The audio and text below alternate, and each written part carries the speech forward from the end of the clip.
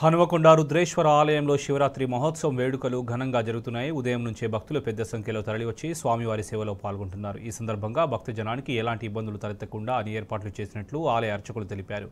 1000 స్తంభాల ఆలయం నుంచి మరింత సమాచారాన్ని మా ప్రతినిధి రవికాంత్ అందిస్తారు.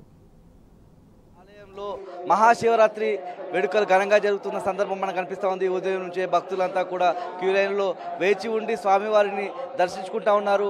అభిషేకాలు, ప్రత్యేకమైన పూజలు జరుగుతూ ఉన్న సందర్భం మనకు కూడా కనిపిస్తూ ఉంది.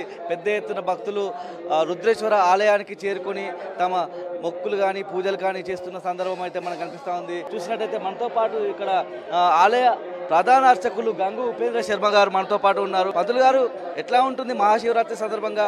ఎట్లాంటి పూజలు జరుగుతూ ఉన్నాయి? భక్తులు ఇక్కడ ఎట్లాంటి ఏర్పాట్లు చేశారు?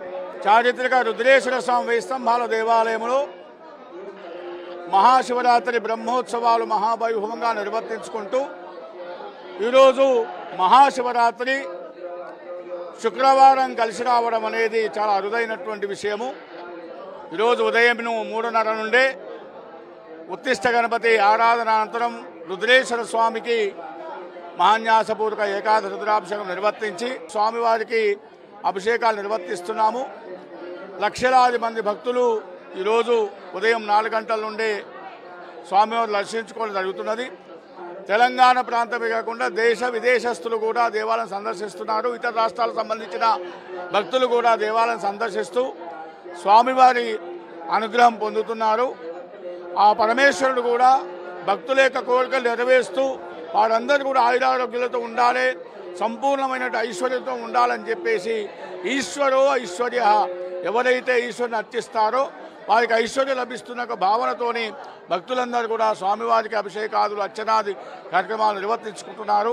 సాయంత్రం 6:59 రుద్రేశ్వర స్వామివారి యొక్క భక్తుల యొక్క వేడుకలతో స్వామివారి యొక్క కళ్యాణోత్సవం మహావైభవంగా నిర్వర్తించడం జరుగుతుంది. 30 గంటల పాటు ఈ దేవాలయంలో భక్తుల రద్దీ అనేది కొనసాగుతుంది. కాబట్టి వాటికి అన్ని ఏర్పాట్లు కూడా దేవాదాయ ధర్మాదాయ శాఖ జిల్లా యంత్రాంగం కూడా పూర్తి చేసిందని చెప్పేసి తెలియజేస్తా ఉంది.